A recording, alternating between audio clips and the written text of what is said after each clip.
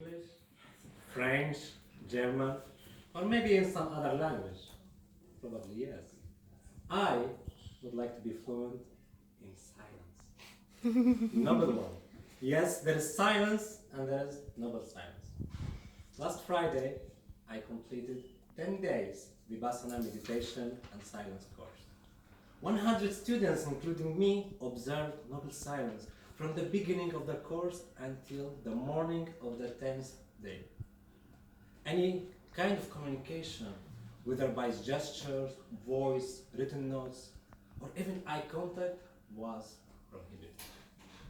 After I experienced its benefits and came back to our noisy world, I thought I want to research more about this. What's noble silence? What kinds of noble silence are there? Why is it good for us? The term noble silence comes to the days of the Buddha, when he remained silent when asked questions that were irrelative or unanswerable. And many believe that this was the Buddha's way to show us, to teach us, in not speaking when we don't need to. Noble silence means silence of speech, body, and mind. This is a beautiful state of mind that comes when discursive thinking has stopped. Discursive thinking refers to thought that aggressive and that proceed like an inner discourse in our minds. It may be imagining conversations with other people, remembering past conversations, or talking to ourselves. As discursive thinking quiets down, the mind becomes more peaceful. As agitation decreases, desires and aversion becomes less. And this the stage when we can say about the mind that it reached the fullness of noble silence. There are many kinds of noble silence. There is silence in listening, when one listens mindfully to another, with respect and without interrupting. There is silence of meditation. It's very deep inner silence when our insights and realizations becomes accessible. There is silence of the night. Waking up in the night, alerted, mindful, and experiencing the palpable and sensible silence.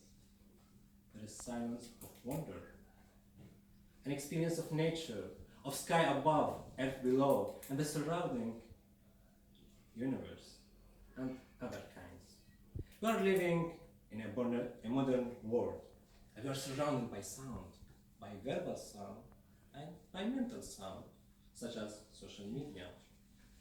Our bodies have become tense, and our minds a hive of anxious and ungrounded activity. So it's paid to slow down, be quiet, and just observe. When we practice silence, actually we practice bringing awareness to our inner voice. And when we get in touch with our inner voice, we start to calm. We naturally slow down. We naturally feel more vibrant and truly ourselves. People mostly like the silence and consider the silence as a space in which they can see themselves more clearly, rather than distracted by active life, friends, work, relationships, the internet, music. They have an opportunity to notice overlooked feelings and concepts. From personal experience, noble silence has become a delicious privilege.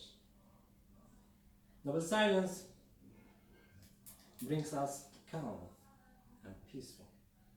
Noble silence allows for a sense of intimacy with the world. And the sustainable silence, like the case in my 10 days experience, our senses becomes so acute, and both inner and outside world can appear to us in greater clarity. For example, we may begin to notice the bird sound that we previously failed to hear. We may tune into our quieter thoughts that normally get drowned away. Novel silence can be challenging for some of us because it's a new and unfamiliar experience. Silence is confusing. Especially this is true if one's expectations about silence are uncomfortable. For example, if our only experience of social silence is discomfort, loneliness, and exclusion. But as we became aware of its richness, we come to look forward to silence rather than fear it.